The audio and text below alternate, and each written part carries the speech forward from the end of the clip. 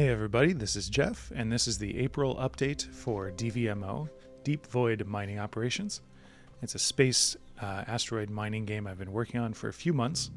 I can't promise to do this every month, but so far so good. So today I will be showing you clips from version 0.15.12. And first I will do a refresher on the basic gameplay. So if this is the first time you've watched a video about DVMO, I just wanted to say welcome to the game. I hope you find it interesting. I also wanted to let you know that you can play this version that I'm going to demo right now for free in your browser by going to the link in the description. So right now, DVMO has a single demo level that contains kind of a ring of asteroids around a central market. The point of the game right now is to mine the asteroids, take the ore from the asteroids to the market, and sell that so that you can buy more ships to do more mining. More game mechanics will of course be coming as development continues, but that's the core of it.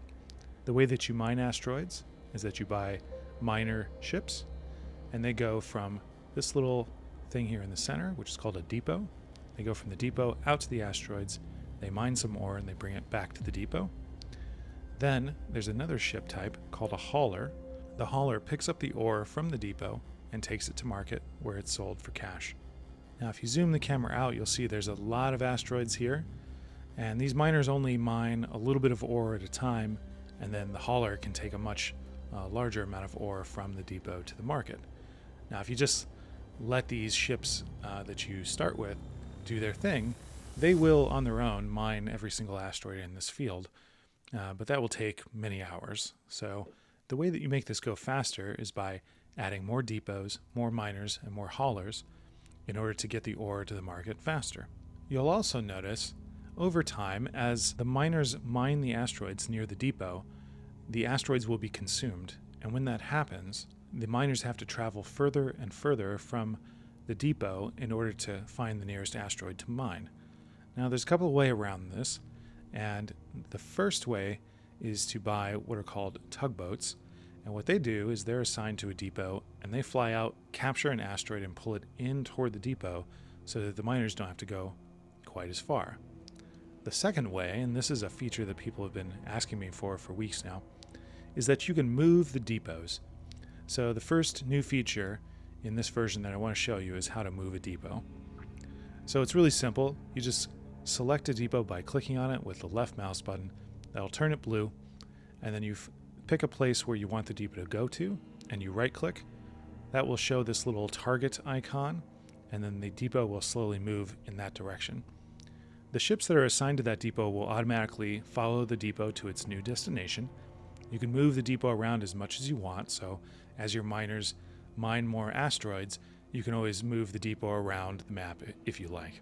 Because the ships are assigned to a depot, you don't have to worry about telling the ships where to go. They will automatically follow the depot to its new destination. The second new feature since the last update, and this is a really useful thing, but it's also a pretty basic feature. It's the ability to drag and select multiple ships. What this lets you do is issue any of the ship level commands across multiple ships. So, for example, you can drag and select multiple ships, and then hit the sell button, and all of them will be sold, with the exception of you cannot sell your last miner or your last hauler. The other thing you can do with ships is tell them to temporarily stop.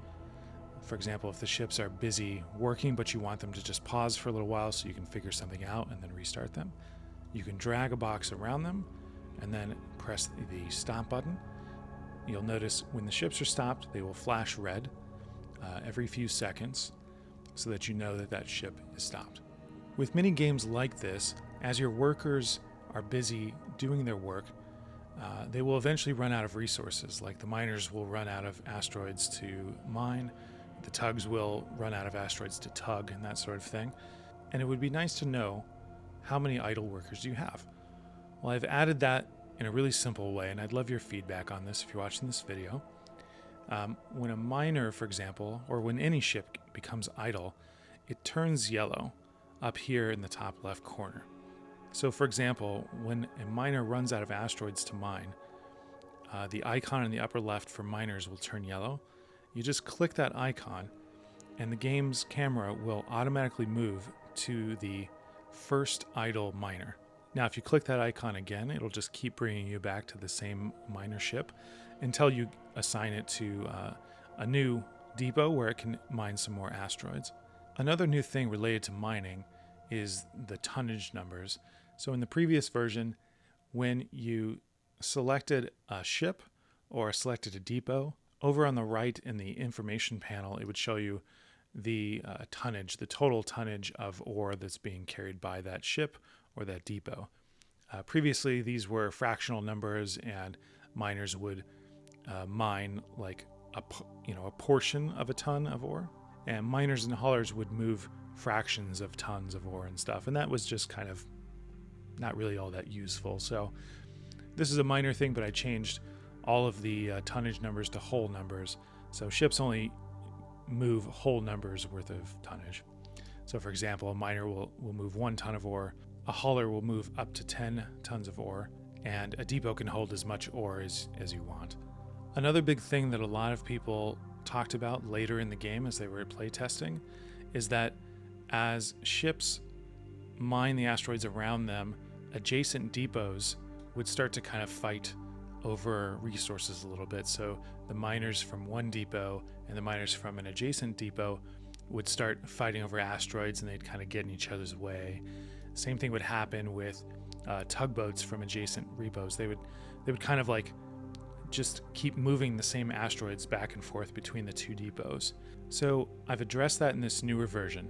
The way that it works is every time you build a new depot, the game goes through the entire list of all the asteroids, finds the closest depot, and kind of assigns that asteroid to that depot.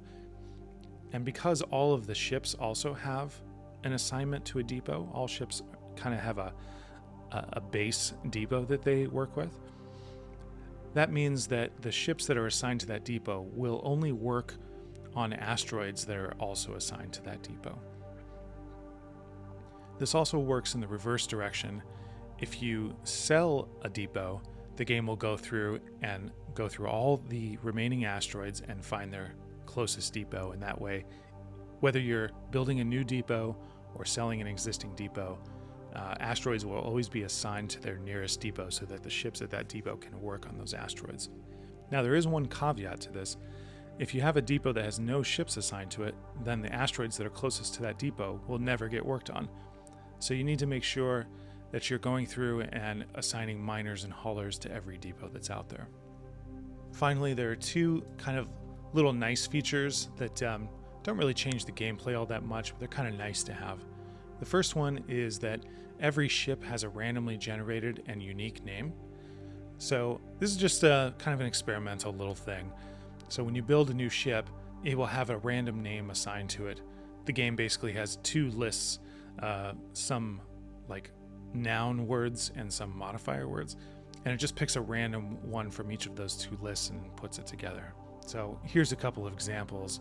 If I click on this ship here, over in the info panel you can see the name of the ship up here in the top right, and then I'll click on a different ship and you can see the name will update itself. So now all ships have a unique name. I just kind of threw that together. Technically, the ship names are not guaranteed to be random. They could conflict. You could theoretically get two ships with the same name right now, just because I haven't actually forced that they're unique. But there's enough nouns and modifier words in the list that that's pretty unlikely.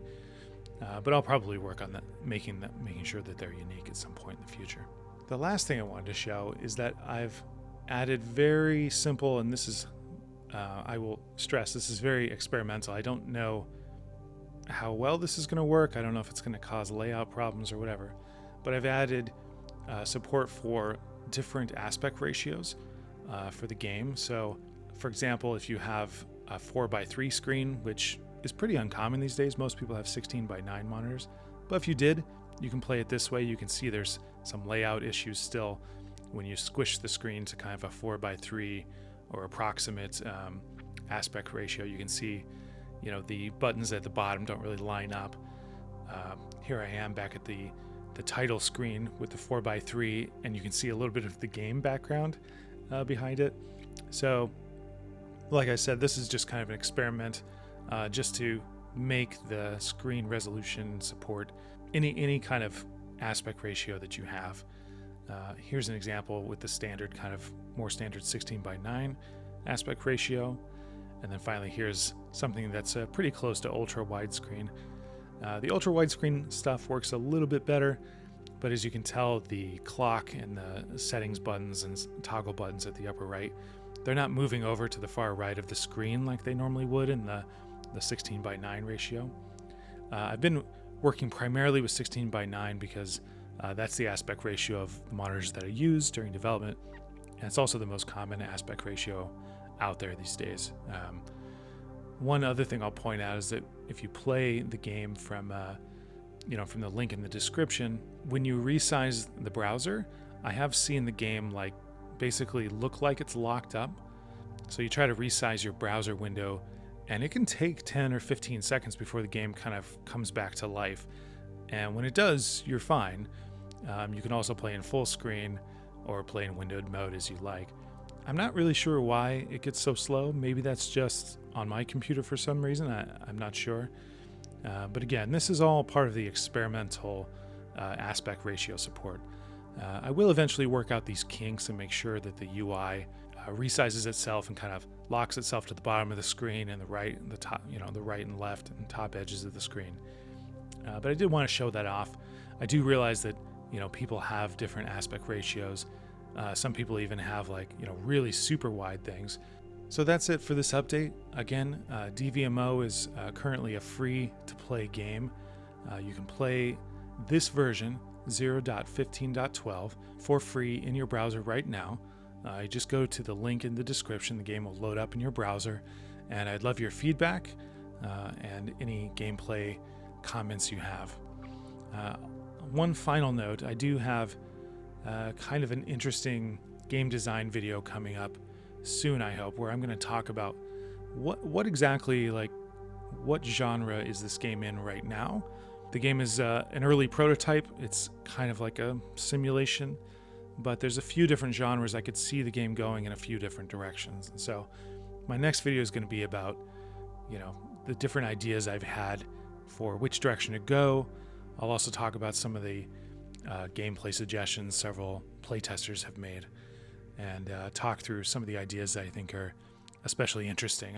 I honestly don't know which direction I'm going to go yet.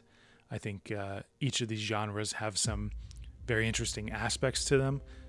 Some of them I think are really good. Some I'm not really sure how to integrate them or if I'll go down that path or not. But that's, again, something for the next video. All right, so I want to say thanks if you've watched the video this far. I really appreciate it. If you do play test the game, I do take feedback here in the comments, or you can look around on Reddit. I post on Reddit a little bit about it. Just search for DVMO or look for the subreddit Play My Game. I try to do a post in this subreddit about once a month asking for feedback on the latest features. I do read this feedback and try to take the ideas that I think are most applicable to the game and integrate them. And anyone who takes the time to really engage with me, exchange a few messages and suggest some ideas, even if I ultimately decide not to go that direction, I will very likely offer you the opportunity to have your name in the credits. So when you load the game up, there's a credits button right at the top. And when you click on that, what you'll see is a list of some of the people that have been really helpful and provided a lot of useful gameplay feedback. So this is just my way to give back to the community of people who are helping me build DVMO, and I wanted to say thanks, whether you're just watching this video or you're playing it and enjoying it, or playing it and giving me feedback. I appreciate all those things. So thanks very much.